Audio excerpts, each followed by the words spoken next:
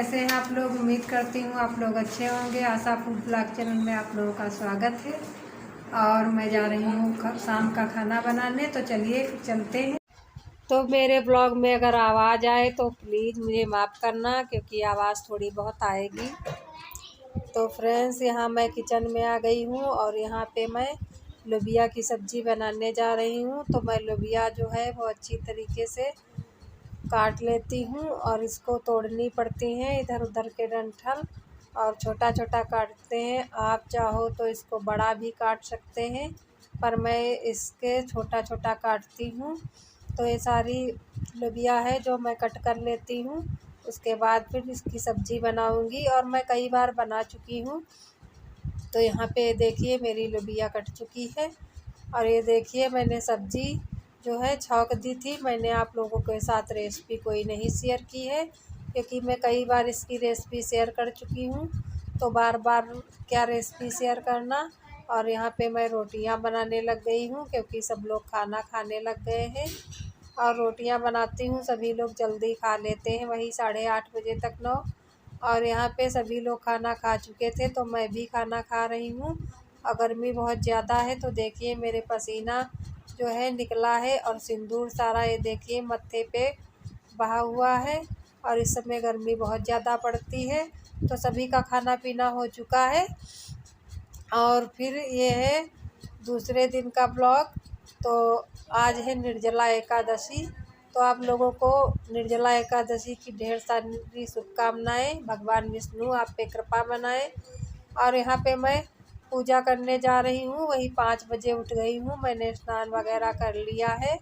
तो यहाँ पे मैं पूजा कर रही हूँ। तो यहाँ पे भगवान स्थापित किए हैं, विष्णु भगवान की फ़ोटो, गणेश भगवान और लड्डू गोपाल। और फिर यहाँ पे मैं पूजा कर रही हूँ, आसन लगा दिया था, और एक घड़ा रखा जाता है जल भर के, तो वो घड़ा मैंने रखा हुआ है। और जैसे भी विधि विधान से पूजा करनी होती है मैं वैसे कर रही हूँ। और आप लोग कमेंट करके बताना कि आप लोगों के वहाँ कैसे पूजा की जाती है।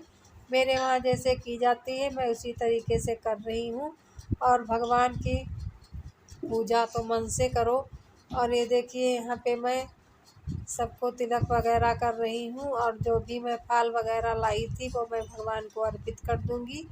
तो यहाँ पे निर्जला एकादशी को भीमसेनी एकादशी भी कहते हैं। और ये देखिए यहाँ पे, और इस एकादशी को जो है दान पुण्य करना बहुत ही शुभ और महत्व माना जाता है। और वैसे तो 24 एकादशी रहनी चाहिए, महीने में 2 एकादशी पड़ती हैं, पर मैं सिर्फ़ एक निर्जला ही एकादशी रहती हूँ। साल में एक बार निर्जला एकादशी पड़ती है, तो मैं यही रहती हूँ। और सारी एक साल की एकादशी मैं नहीं रख पाती हूँ, तो इसीलिए मैं निर्जला एकादशी रहती हूँ। और यहाँ पे मैंने पूजा जो है शुरू कर दी है, और कथा सुननी चाहिए, और कथा सुन के आरती करनी चाहिए।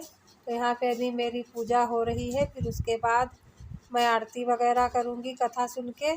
तो यहाँ पे ये देखिए मैंने दीपक जला के रख दिया है, और उसके बाद मैं कथा सुन लूँगी, तब मैं आरती करूँगी। तो यहाँ पे अभी धूप बत्ती वगैरह लगा रही हूँ, जो भी पूजा करनी होती है वो मैं पूजा कर रही हूँ।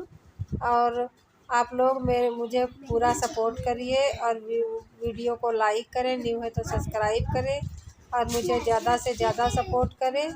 तो यहाँ पे देखिए मैंने जो है सारे फल वगैरह चढ़ा दिए हैं, और जो कुछ चढ़ाना होता है वो भी चढ़ा दिया है। और उसके बाद फिर कथा सुन लेती हूँ। तो यहाँ पे मैंने कथा सुनी हुई है, और उसके बाद अब मैं फिर आरती करूँगी। तो यहाँ पे मैं आरती कर रही हूँ, और मेरी इस समय कुछ ज़्यादा तबीयत ठीक नहीं है, तो मैंने ज़्यादा ब्लॉग नहीं बनाया हुआ है। जो मैं जितना बना पाई हूँ उतना मैं आप लोगों के साथ शेयर कर रही हूँ, और आगे का ब्लॉग मैं आगे आप लोगों को शेयर करती रहूँगी। और जो भी कुछ आगे दिखाना होगा मैं आप लोगों को आगे ब्लॉग में दिखाऊँगी।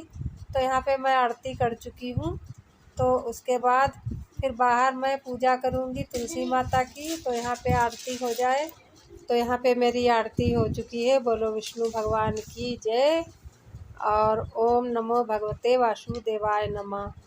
तो फिर अब मेरी आरती समाप्त हो चुकी, यहाँ पूजा समाप्त हो चुकी। तो चलिए चलते हैं बाहर, तुलसी माँ को, सूर्य भगवान को जल चढ़ा देते हैं। तो यहाँ पे सूर्य भगवान को मैं जल चढ़ा रही हूँ और तुलसी मैया को जल चढ़ा दूँगी, पूजा कर लूँगी।